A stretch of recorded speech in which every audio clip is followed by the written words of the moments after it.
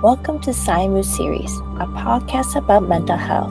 We will touch on popular topics and insights from professionals from PsyMood. Hi everyone, this is Sally, and this is PsyMood's podcast. Today I have a wonderful guest. Her name is Kely Cruz. Hi Kely, how are you? Hi, Sally. I'm great. Thank you. How are you? Very good. And Kely, can you tell everybody a little bit about yourself? Yeah, sure. I'm a psychologist from Brazil. I've been working with psychotherapy for the last 10 years. And in the last 3 to 4 years, I've been working with, especially with bipolar disorder, but I also work with anxiety, borderline, sexual things too. So it's very I can work with different areas, but my focus is bipolar disorder. I love that. And I understand that even though you're from Brazil, you live in Canada as well, right? Yeah, I've been living in Canada for the last 7 years. Wonderful. So I know that we're going to be talking about bipolar disorder, which is exciting. Can you explain what is bipolar? And then we could go and when we could just kind of talk about like why you chose this topic as your favorite topic. Yeah, my favorite topic for sure. So bipolar disorder is when someone has like a disease on their brain. So why I say that, because for some people it's just like related to the personality, or is related to like, oh, this person is just complicated, or they're like the way that they live is just sometimes they are high, sometimes they're low, but it's not like that. It's like it's a physical disease. And what happens when someone has bipolar disorder? They have the depressive episodes that can last like for days, for months, for years. And they also have the mania phase or the hypomania phase. The mania phase, they feel very euphoric. They have this feeling of grandiosity, and they can lose control during the mania phase. So they can spend a lot of money. They can have sometimes psychosis. They can hallucinate, and it's very dangerous for the person and for the family, the people around. The hypomania phase has some similarities to the mania phase, but the symptoms are not so strong. So like some people can be in the hypomania phase for a long time and no one will notice. They will only think that they are very hyper or very effective at work. Usually in the mania phase and the hypomania phase, they don't really sleep a lot. So they can sleep like 3-4 hours per night and be okay. They're not tired. Uh, yeah, but this long term can be very, very bad for their brain, for the cognition. So someone that has bipolar disorder, it's going to have episodes of depression. It's going to have episodes of hypomania, and the bipolar type 1, it's going to have the mania phase, which is, I would say that is the moment that they can be hospitalized, for example, because Wow. it's very severe. Yeah. Like, how old can you like get diagnosed with bipolar disorder? Do you know from a young age? And like, the next question after that is like, like who diagnosed a bipolar disorder? Yeah. Okay. So usually it's more common during the teenager years or young adults. So let's say 17 to 25, you're gonna have like majority of people developing the bipolar disorder. But there are kids that can have bipolar disorder, and also you can have like people at their 30s, 40s, 50s, 60s, but it's not gonna be so common like this range that I told you. Right. And your second question was? Oh, how do you get diagnosed? Is it something that you figure out that you're having some sort of mood? changes, or like do you need to get it diagnosed by a professional like yourself? Yeah, usually like a psychotherapist we can diagnose, Mm-hmm. but it's better if we have also the psychiatrist, because the psychiatrist can ask also for different exams like blood tests, because some other disease can have the similar symptoms. So like for example, if the person has some problems with their thyroid, they can have symptoms that are very similar to the depressive episodes. Some people, they can have some type of brain damage. They can have some symptoms that can be similar to the mania phase, or like they can have um, uh, ADHD, and Mm-hmm. it's also similar. So like it's not easy to give the diagnosis of bipolar disorder, and this is sad and it's concerning, but usually the average for someone to get the right diagnosis takes like a around like 9 years, and that's so long. Wow. Yeah, yeah. And this is so bad for the person that is suffering, and they don't know what they have, you know? So, like, and one of the reasons that this happened is because usually people go to the doctor or go to the psychotherapist when they are depressed, Yeah. not when they are hyper, like in the hypomania. So when they get to the doctor see the symptoms as like, oh, low energy, they're feeling sad, they're sleeping a lot, oh, depression. But the problem is, if a person that has bipolar disorder takes antidepressants, they can go to a mania, because the antidepressants is going to activate them, you know. So it's not going to help them, and it's going to even make things worse. So that's why it's so important to talk about bipolar disorder and for people to really get the right diagnosis. That is so interesting because like you said, like if I was going through some mood swings or like no, like a lot of people know about more like the depression, like that is more like it's getting more known if you're feeling depressed or sad, Yeah, and it keeps continuing on, like that is something that you should talk to like your family doctor or psychologist like yourself, Kely. But like it's interesting when you said like when you do get the antidepressant and you become super like super like vigilant and manic, and yeah, like people who are extremely elevated in mood, like i wouldn't I would never think of that to be like a bipolar. Like what if I'm high all the time and like I'm yeah, not sleeping and then I'm just like a busybody, like yeah, I would think that that is more normal yeah. than like feeling the other side. Like, so like what if you are going through like like when you're like you said, like a lot of teenagers, they go through all these like hormonal changes and everything, like when do you know that it's something that you should definitely into and start talking to somebody like yourself? Yeah, let's say for a teenager, it's already like hard to really give the diagnosis because of the hormonal change. So like they are going to change their behavior naturally.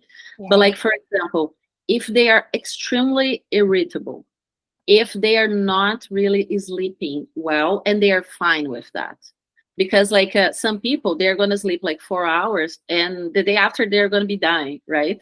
Like at least in my case, I need to sleep.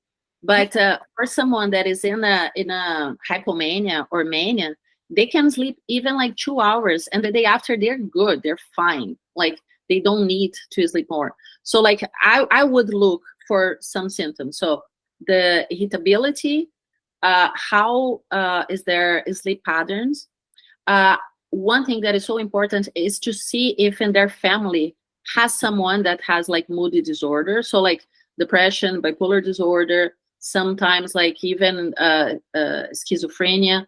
Well, I'm gonna search in their like parents and the family to see, because bipolar disorder is very one of the main causes is genetics. So we need to explore and search for all these details, because If this teenager he has bipolar, we have one treatment. If it's unipolar depression, it's a completely different treatment. So that's why it's so important for us to like diagnose in the right way. But for that, we really need to see this person and understand everything they are going through, and like how is their like routine and habits, and like how often is the mood changes. One Mm. another thing that can be very important is like to monitor every day, like how am I feeling today? Oh, am I too hyper? Am I too sad? Everything makes me angry. Do I want to fight for no reason? This is one of the signs too. So like what I ask to all my patients is keep track of your mood every day, because by the end of the month, by the end of a few months, by the end of the year, we can see how much was this mood swings, and we can identify also triggers that made the person feel worse, or like, oh, the person is getting better, so what happened, what changed, so it's Mm. very important. Yeah, like it's interesting, like what I'm learning as well, because I don't know much about bipolar disorder. Is like Mm, you were saying that the mood swings are not usually like sudden. It could take about days, even yep. weeks, or like More, how it's is more. yeah, like so like you're saying like some people who have bipolar disorder, they could have a lull of depression, and then right after they'll just be high, and then but it's not like always true that they could be depressed 1 hour and like high That's the next not hour. that. Like a few people, they can have this rapid cycle, but mm, like a lot of people are gonna have like very long the depressive episode. And when I say very long, can take like a year and a half, you Wow. know? And then they can go to a stable phase, or they can go to a hypomania or mania. So like I'm doing these movements because I think about like a graph, right? All of us, we have like mood swings, but for a bipolar person, they can have like much lower or much higher, but they can stay, like for example, bipolar type 2, usually they can be in the depressive episodes, I think like 90% of the time, or like 80% of the time. So like they're going to be depressive for a very long time, and in some moments they can be stable, just stable, and then for some reason, like can be the bipolar disorder that is just like happening, or maybe medication, or like a trauma or something that happens, and they go to the hypomania phase, and they can be in the hypomania phase, let's say for like 2 weeks, and then go down to depression again. So like a lot of people, they think that it's like just in a day people are going to change so many times. Usually not. They can, but it's not what I see in like my clinic. Usually what I see is it's more like this very long phases of depression, and with mania, because mania is very like damaging for the brain. So usually can last like, let's say, 5 days, but it's already like very intense, because when the person is in the mania phase, the brain has like too much dopamine, so this can be toxic for the brain, and that's why they can have like psychosis. They can do a lot of things. They are not really thinking properly, and they cannot control themselves. So that's why it's so important to have like the right treatment. That's why it's so important to have the family that can support them. So yeah, I'm going everywhere here. So like, if you want to. Oh no, it's interesting because like yeah, like for me, I was like just thinking like it's kind of when like it's hard to kind of diagnose somebody who has schizophrenia that's going through bipolar. Like I guess like there is like an overlap in some of these mental illness. Like I guess some people could be schizophrenic and bipolar. No, No, yeah, it just for like yeah. it's either, yeah. But with the others, like disorders, it's possible. So like with schizophrenia, no, but with borderline, like the person can be borderline and also have bipolar disorder, also with ADHD. Mhm. It's so common, so common. Wow. So yeah, we really have to see, because like for example, if the person is has ADHD and you give psychostimulants, which is the right medication for that, but if they are bipolar, they can go to mania. Ah, So it's really like we really need to pay attention to our clients and see like what is good for each of them and what is the right diagnosis to think about that. So that's so important for the psychotherapist to talk to their psychiatrist, to talk to their family. So it's like they need like a whole support, you know. It's not yeah, just medication or just psychotherapy. right. Like that's very interesting. That's also very important because like I feel like ADHD is more like a common diagnosis, and then if they're feeling like taking a certain drug is making them feel like extremely manic and extremely depressed or something, it's something that it is great to talk to everybody about so they Yeah, could be all kind of like on the same page of like, oh, maybe this is something else. Like this could be something else that you might be going through. And by taking this drug, like yeah, it's kind of mapping and tying all the ends yeah. together to kind of figure you out. Mm-hmm. Yeah. Like for example, I already had patients that they were diagnosed as HDA. I have a hard time to say that, but anyway, and the psychiatrist gave them some medications for that, Yes. and they got so much worse, Oh, because the symptoms are very similar to hypomania. So they are hyper, they are distracted, they have racing thoughts. So like it's so similar. But uh, for someone that is bipolar, when they take the medication, they they can go to mania or hypomania. When they have just the ADHD, when they take the medication, they get calmer. They get like they can have focus because it's the right medication for them. But when you have like a misdiagnosed, everything can happen, you know. And wow. sometimes, for example, if a person like for bipolar disorder, antidepressants usually are not good.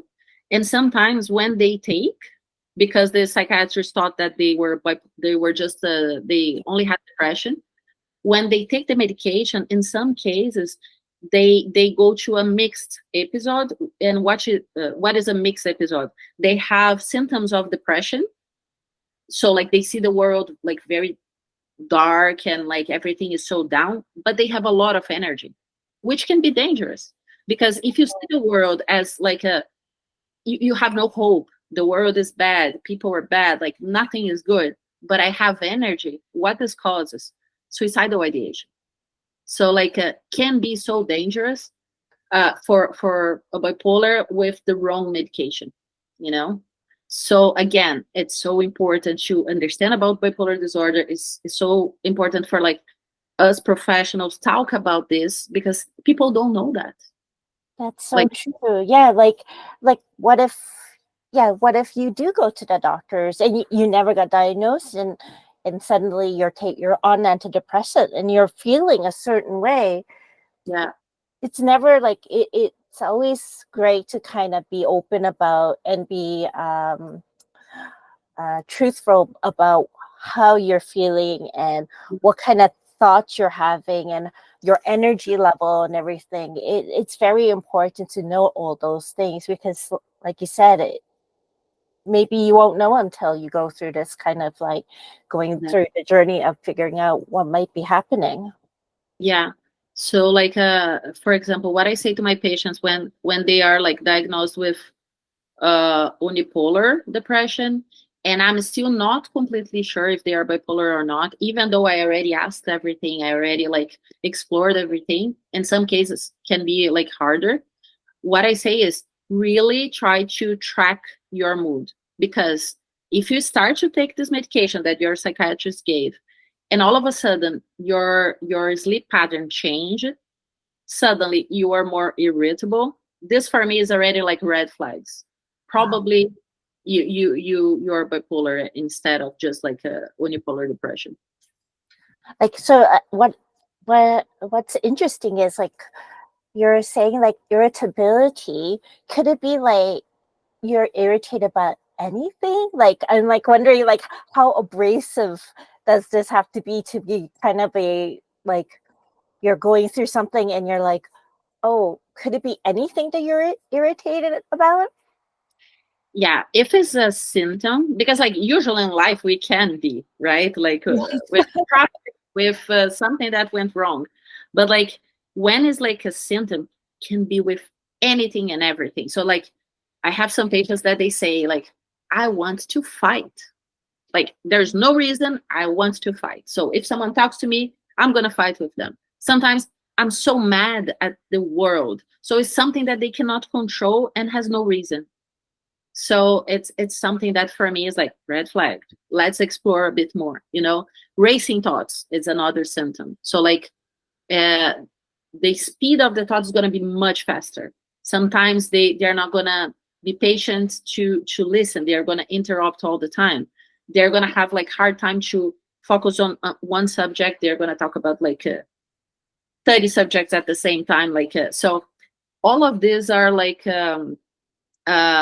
symptoms, like signs that we can pay attention and see like, oh, I think in your case is this medication is not for you. Right.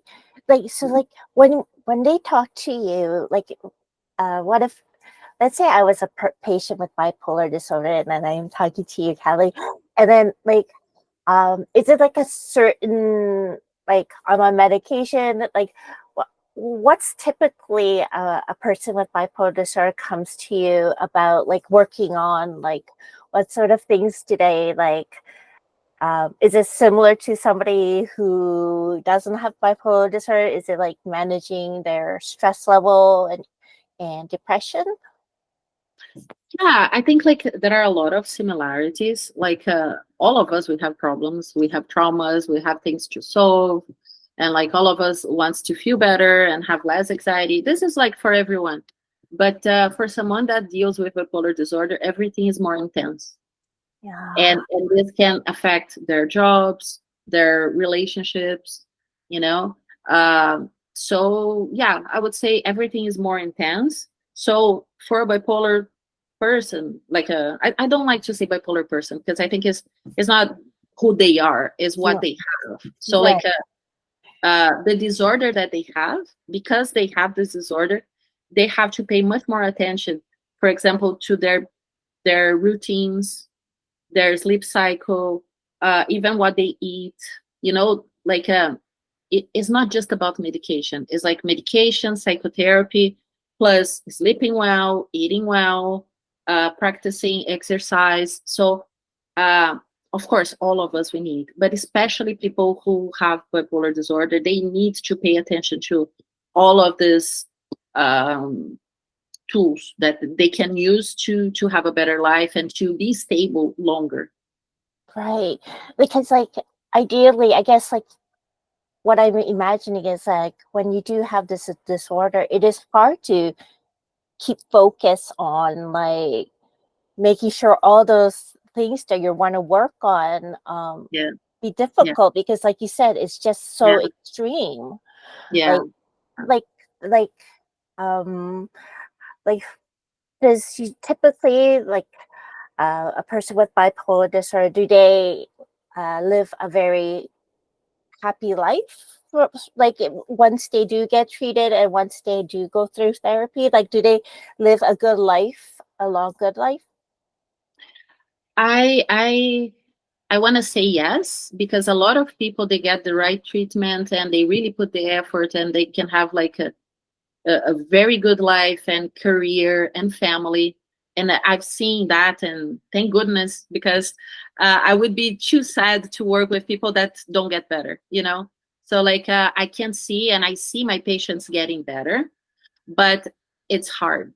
This I have to say, I don't want to like just like create an illusion that, oh, it's perfect. No, it's a challenge, but it's possible to stabilize and have just like a normal life. Of course, taking care of all these habits that I told you, plus the medication, plus the psychotherapy. But yeah, like I know like great psychologists, psychiatrists, engineers, like and all the professions that they are bipolar, they have bipolar disorder, but they're just like living their lives, you know.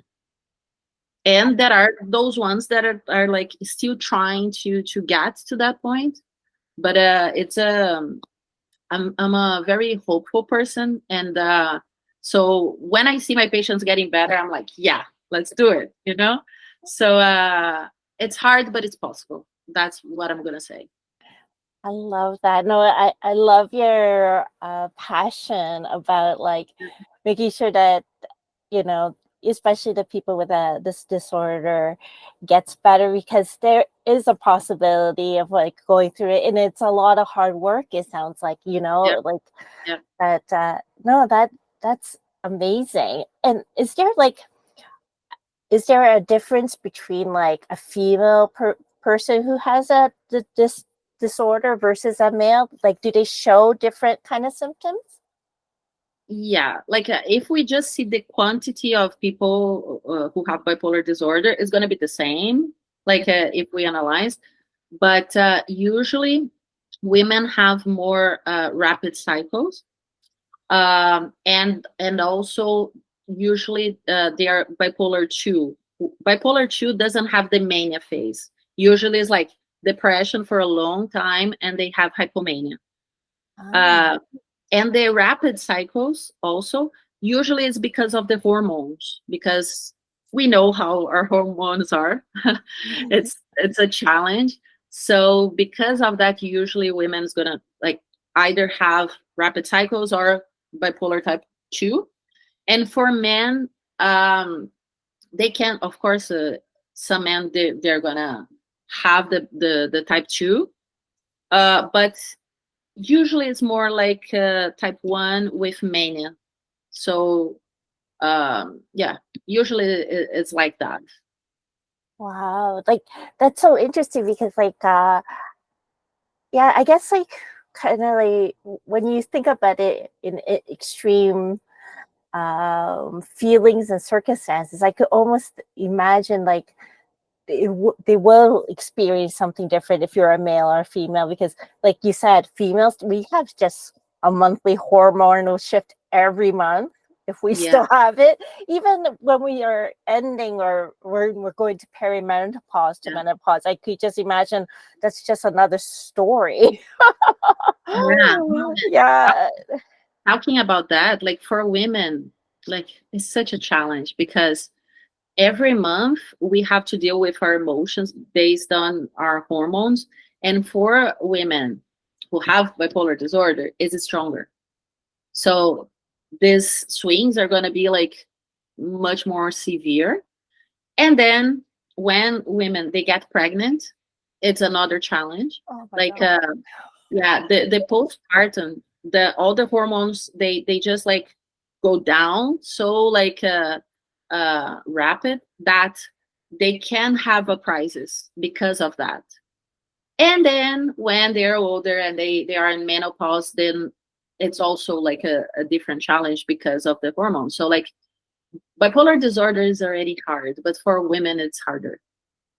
I could almost Because, imagine, because like I I just went through a menopause phase, and oh my gosh, like I thought I was going crazy, and then I can't only imagine if I could just, if I amplify that, like yeah. I don't, oh, I would not know what to do. Oh my gosh, but you're young. Oh, thank you. Yeah. But yeah, I got mine early, so it's it's another story. Yeah, yeah. But yeah, like this, I'm learning so much from you about learning about bipolar disorder. This is so interesting. And like, what if like what kind of tips would you give to like people who are living with somebody with bipolar? Like, what if you're a husband or a wife or boyfriend girlfriend that's going through a relationship with a person with bipolar disorder? Like, what kind of tips would you give them to kind of help the person with this disorder? First thing I would say is try to understand that the way that they're behaving is not necessarily their personality, but it's not their choice.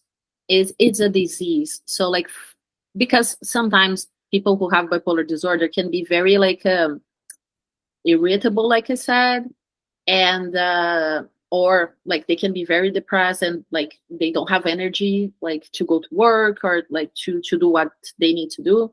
So like for the partner or for the family, friends, they have to understand that it's not a decision.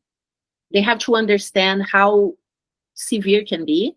So like what I say is try to study about uh, bipolar disorder. The more you understand about the disorder, more you will be able to help. This is the first thing.